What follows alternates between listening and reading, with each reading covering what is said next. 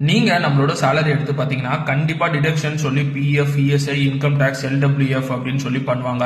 இது எல்லாமே ஒரு கம்பெனியா உங்களுக்கு ஏத்த மாதிரி பண்ணிக்கலாமா அப்படின்னு சொல்லி கேட்டீங்கன்னா கிடையாது. ஸோ எந்த ஒரு டிடக்ஷன் எடுத்தாலுமே அந்த டிடக்ஷனுக்கு ஒரு ஆக்ட் இருக்கும். அந்த ஆக்டை வந்து கரெக்டா கம்பெனி ஃபாலோ பண்றாங்களா இல்லையா அப்படின்னு சொல்லி செக் பண்றதுக்காக ஒரு சென்ட்ரல் கவர்மெண்ட் பாடி இருக்கும். ஸோ அப்படிப்பட்ட ஆக்டும் பாடியும் என்னென்னு சொல்லி நம்ம பார்க்கலாம். இப்போ பிஎஃப் வந்து எம்ப்ளாய் ப்ரொவிடென்ட் ஃபண்ட் ஆக்ட் 1952 கீழே தான் எல்லாவோட நார்ம்ஸும் நடக்கணும். இது வந்து கரெக்டா நடக்குதா என்னன்னு சொல்லி செக் பண்றது EPFO, employee provident fund organisation அப்படின்னு சொல்லுவாங்க.